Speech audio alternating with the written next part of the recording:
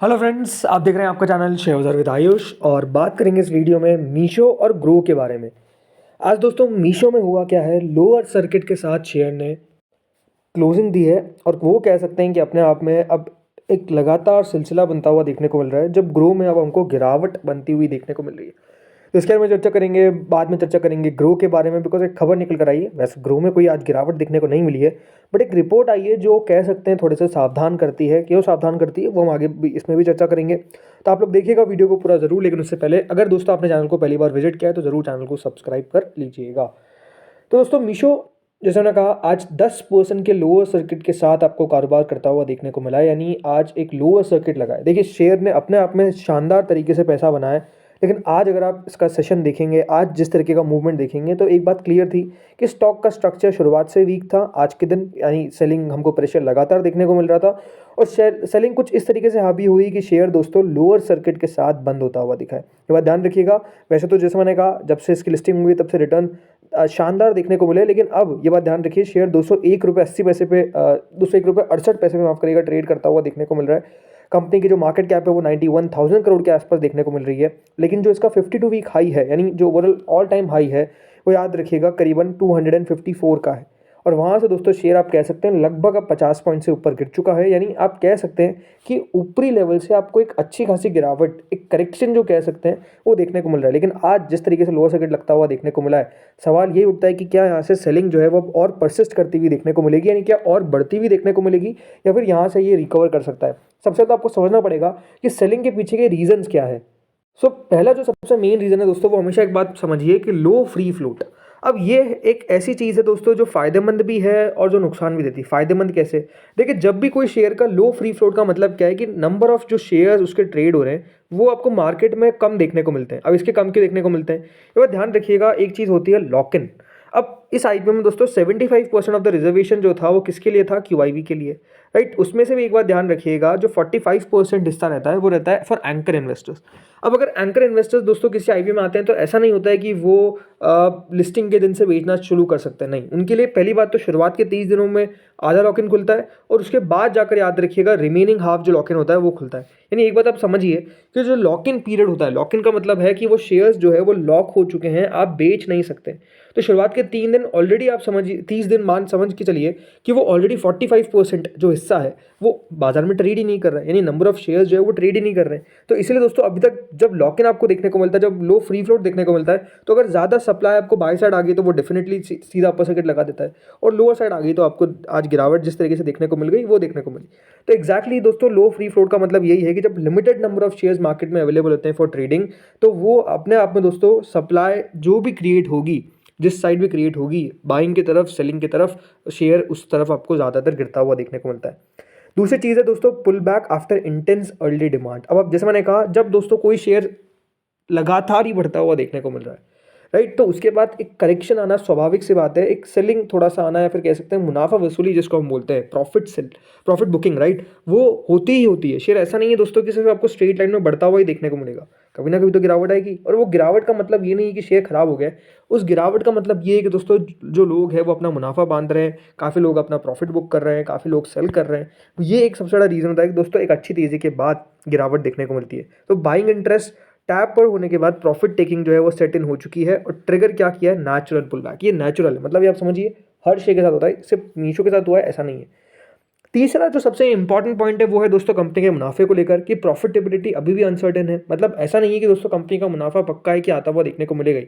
भले आप समझ सकते हैं कि कंपनी लगातार दोस्तों रेवेन्यू वाइज यानी टॉप लाइन वाइज काफ़ी बढ़िया ग्रोथ दिखा रही है। कंपनी का जो ओवरऑल जिस तरीके से कंपनी का मॉडल है, अलग सा मॉडल है कंपनी, ऐसा नहीं कि कमीशन बेस्ड है। ये सारी चीज़ दोस्तों कंपनी को कह सकते हैं यूनिक तो बनाती है, इसमें कोई दोहराई नहीं है।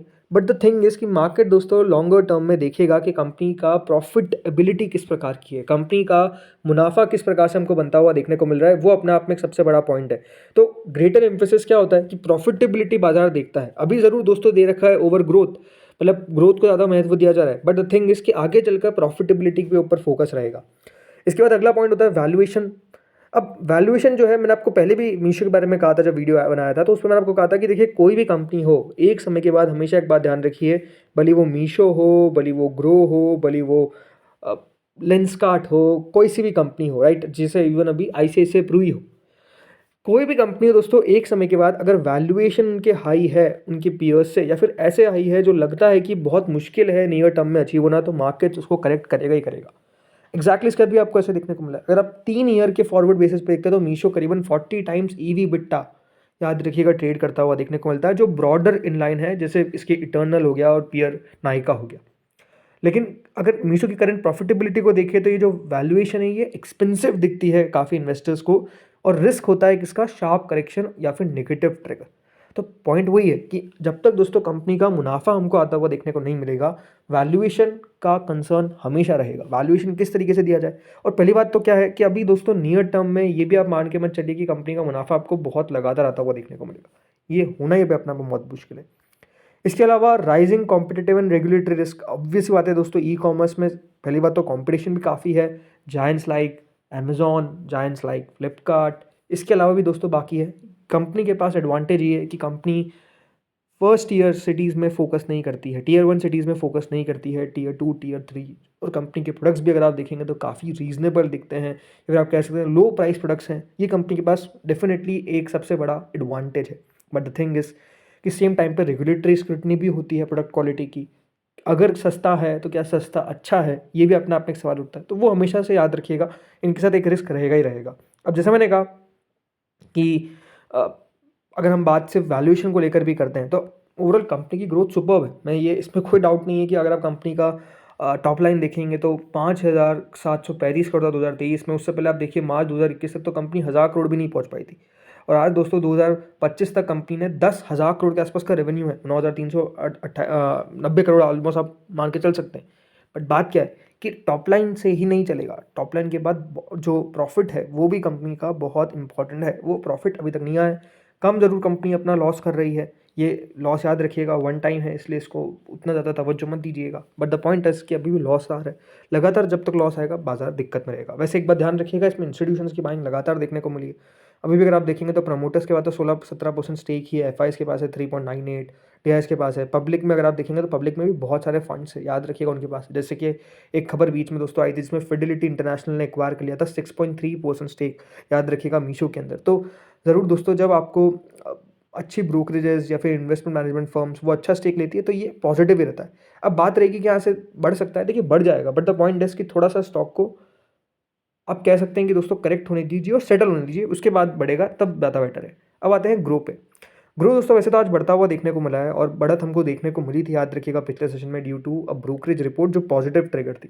लेकिन आज ब्रोकरेज रिपोर्ट आई है वो नेगेटिव हो सकती है, क्योंकि कंपनी को जेएम फाइनेंशियल ने देखा है एज टू एक्सपेंसिव। मतलब उनकी रिपोर्ट के हिसाब से कंपनी जो है वो बहुत ही महंगी है। तो आज दोस्तों जेएम फाइनेंशियल ने सेल रेटिंग, याद रखिएगा, इनिशिएट करी ग्रो के ऊपर, और जो सेल का टारगेट दिया वो तो अभी आपको बताऊंगा ही। लेकिन सबसे बड़ी बात क्या है, उन्होंने वैल्यूएशन कंसर्न कहा है।